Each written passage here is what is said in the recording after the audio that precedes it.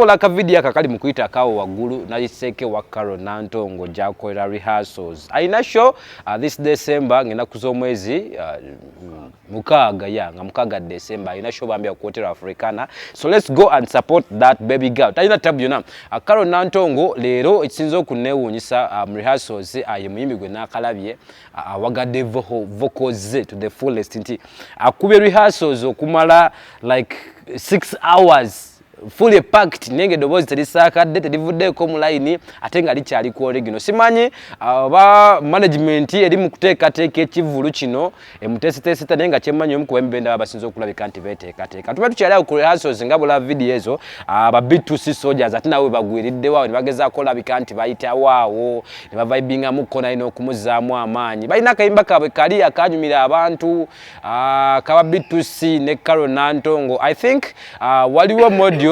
nenteekateeka eriwo kulwa collabos zino era Shane okusinza kuba giteeseteese abayinza ogikuba mu phases nti Carol agenda kujja yimbe phase esooka yekka agenda kujja ajja kube phase ey'okubiri ne collabos ezimu zayina ajjaddemu akube phase endala yekka nga kuba songs zayina yekka otogera ku nyimba zayina yekka. He has a number of good songs but tujjukira one of the best songs agezi nayimba agezi nayimba akayimba akabadde kanzise agezi nayimba nsika in a different version.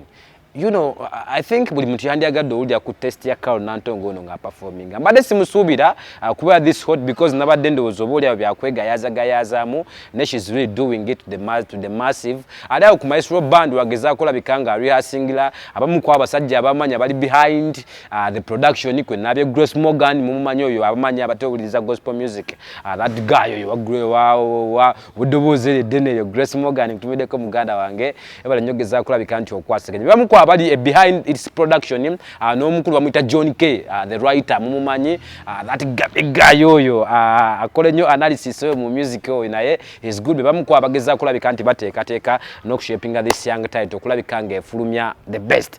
Manager we Judas of course naye ateekamu kinene nnyo okulabika nga ate tebera disappoint. Of course Keti Promotions babiwoomyemu mutogeza kulabika nga ate balaba nti Carol Nantongo afuna success. Episode ebisinga first concert mu bulamu bw'omuyimbi etamininga kinene nnyo ku bintu bino ebiri either bwetakuwa amaanyi na kupushinga haya oba kusitula kujja ku level gyewaddeko okwambusa ekusuula.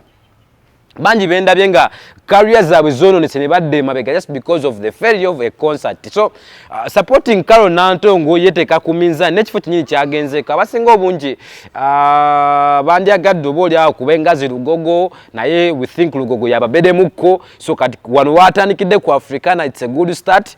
Level ye Sandi mwagadde of course kujja ku Freedom City nga ba B2C we bakikola. Of course B2C bajja ne bakuba Freedom City ne bagifukamiza King Saha.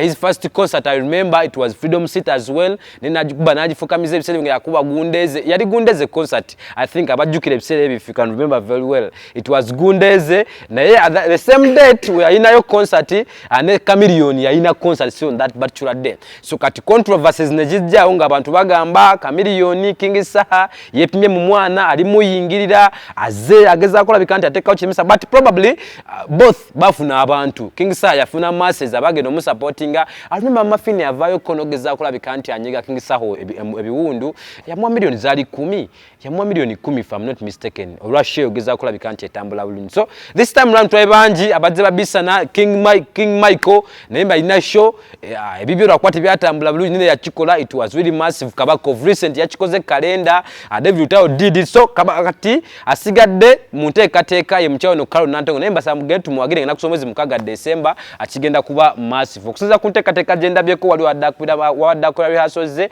oba wali mukola rehearsals ku Maestro Band yetesiteze kimala bambi era bangi abayimbi abagenda okugeza okulabika nga ate bamusupportinga n'okumuwerekerako. So Carol Nantongo bungi obuyimba bw'ayina ayina Kamese Tambula ayina Nsika ayina Nsonga za Love Simabiki ayina oluyimba ne Dr. Hildaman bayitirivu a number of artists asobola okugeza okulabika nti bagenda kuturning up okulabika nga ate basupporting omukyalo ono Carol Nantongo. She is talented era wenjogera amaze okweteekateeka ekimala okulabika nga ate asabukula abantu b'omuziki ng'ennaku z'omwezi mukaaga ku Hotel Africa. So tugende tubagire omukyalo Carol Nantongo nkinnyane nnyo nekyanenteekateeka baina ndabeko ne choreography besides performance nga y'omuyimbi okujja okuyimba waliwo enteekateeka ya choreography nkyogere ntya ey'okuzannya wemba ngamba choreography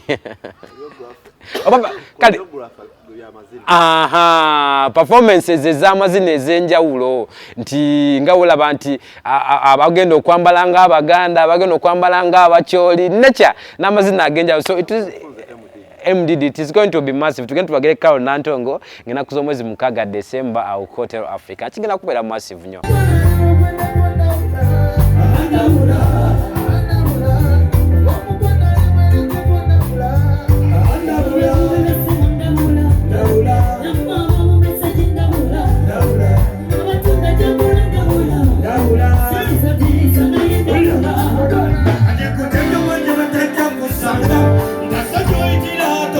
Sanga